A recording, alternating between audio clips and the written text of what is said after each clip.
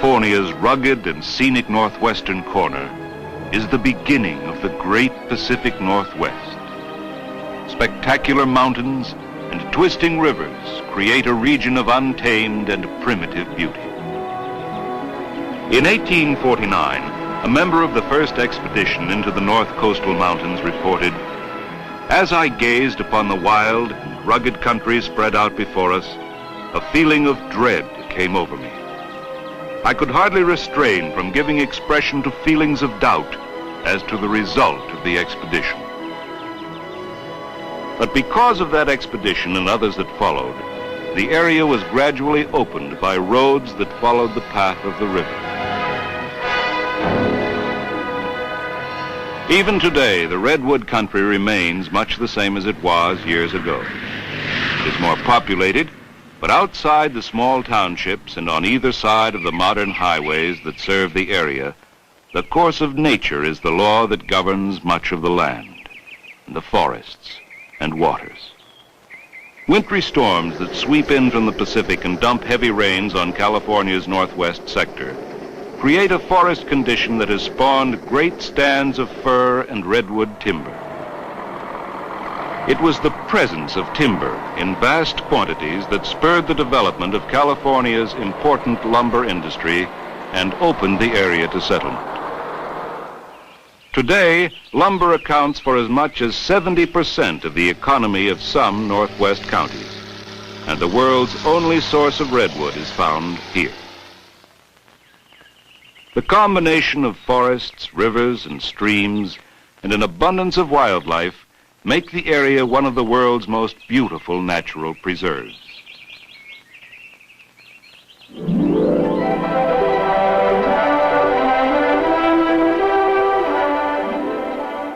The primal forests of Northern California, linked by a system of modern highways and freeways, attract millions of tourists and vacationers from all over the United States and abroad.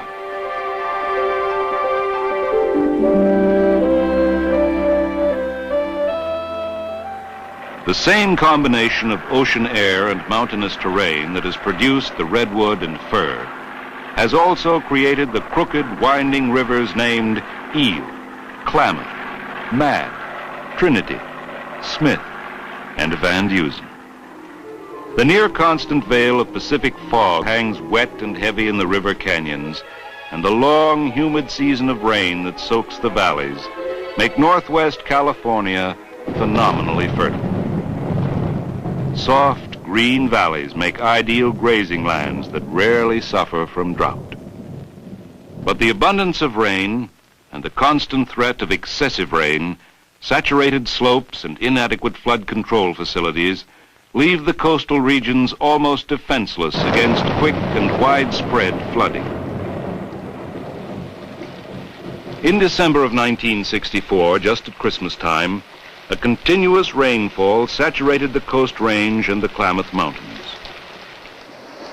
A similar rain condition had created record floods in 1955, and it was assumed by many that the 55 flood level represented the maximum danger from the Mad, the Klamath, the Smith, Eel, Trinity, and Van Dusen. But on December 19, 1964, just 6 days before Christmas, Californians heard this startling pronouncement from Governor Edmund G. Brown. I've been informed by the United States Weather Bureau that weather conditions developing over Northern California mean continuing heavy rains. All streams in the northern part of the state are rising. Predictions are for a continuation of that trend, with flood stages... On the morning of December 20th, an observer reported the Eel River is only a little over 4 feet below the 1955 flood and appears to be rising a foot an hour at this time. By 6 o'clock on the evening of December 20th, it became evident that all rivers north of the Eel would rise above original estimates based on river gauges. But many of the gauges were lost in the torrents of mud and debris that were sliding into the charging rivers. As residents began to evacuate threatened lowlands, an editorial in the Humboldt Standard said, "No greater force for destruction ever was assembled in Humboldt County in remembered or written history." And then California's Christmas floods of 1964 became headline news from coast to coast. Floodwaters continue spreading over southern Oregon and northern California, with many areas isolated from land transportation. Northern California rivers, swollen with record amounts of rain, are pouring across access routes, destroying bridges and inundating entire communities. Flood stages in most areas have already passed the 1955 flood level, and further disaster is threatened by the still rising waters. The city of Eureka and all of Humboldt County are completely cut off from highway travel in all directions. From those areas where communications have not been lost, come reports of serious damage to bridges and highways. The few flood control facilities in the northern river system have been unable to contain the fast rising waters, and up to 20 feet of current is flowing through spillways. Released waters joining the swift, powerful currents of angry rivers add greater velocity and destructive force to downstream currents. Collecting lumber and debris, the fast-moving waters batter a steel and concrete bridge over the American River near Auburn in the Sierra Nevada foothills. A large storage tank becomes a water-borne missile aimed at the low-lying bridge.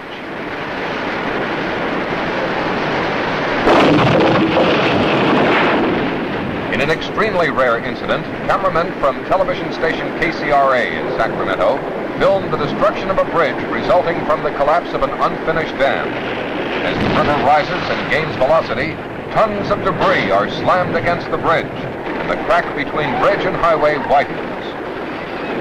Constantly rising, the swift currents repeatedly ram the weakening structure, and the bridge begins to tremble. One last powerful assault, and another obstacle to the rampaging waters is eliminated.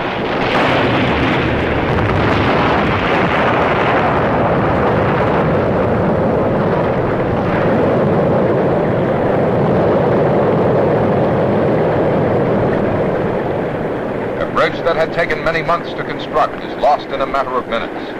At Alton, where the Eel and Van Dusen rivers join, two young men abandon their car to the rising currents, and spectators watch helplessly as an abandoned dog floats downstream to certain death. Those who have not been trapped by the sea of floodwaters are evacuating by any means available. Over 5,000 persons in Oregon and California have fled their homes, and many more are threatened. It is not known whether lives have been lost, but some officials have expressed deep concern. In Humboldt County, apparently suffering the greatest damage from the record floods, 8 towns have been ordered to evacuate.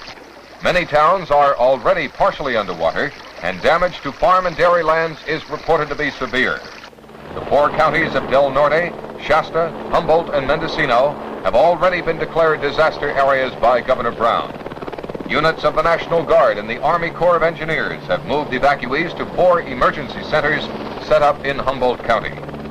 Helicopter observers in the rich farm and dairy lands around the Eel River report that large herds of cattle and sheep are exposed to grave danger, and many acres of California's finest grazing land are underwater. The Federal Aviation Agency, operating out of the Eureka Arcata Control Tower, is coordinating a massive airlift involving planes and helicopters from all branches of the service. A little reported factor in the northern flood situation is the unusually high tides that prevent normal drainage of the flooded rivers. The high tides followed a full moon, in a near exact line with the sun and earth. Among the 18 state bridges lost to the record floods of 1964 was the beautiful, award-winning suspension bridge at Orleans on the Klamath. It was called Little Golden Gate. The Orleans community is split by the Klamath, and when the bridge collapsed, the only link to limited supplies was by motorboat. Almost every kind of bridge ever designed was smashed by the irresistible force of high water and debris. Through truss, deck truss, simple girder, suspension, pile causeway, and concrete arch bridges, all were destroyed. No design could withstand the powerful force. In addition to the 18 state bridges destroyed, 104 county bridges yielded to the most destructive floods ever recorded in California. The bridge pier at Martin's Ferry rises 95 feet above normal water line, but flood debris was left on its top. The Klamath's crest in the narrow gorge is estimated to have reached 115 feet. Canyon walls along the banks of the Eel, the Klamath, the Smith, the Trinity, and Van Dusen are often high and steep. And when the base of the slope had been washed out, there was no place to go but down the river. And when the banks went, the roads disappeared in the swirling water.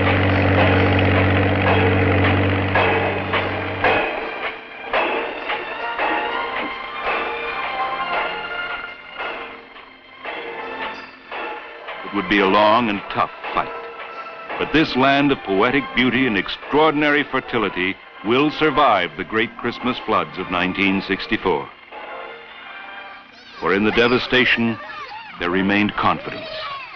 A confidence based on man's ability to survive and build for the future. And to the republic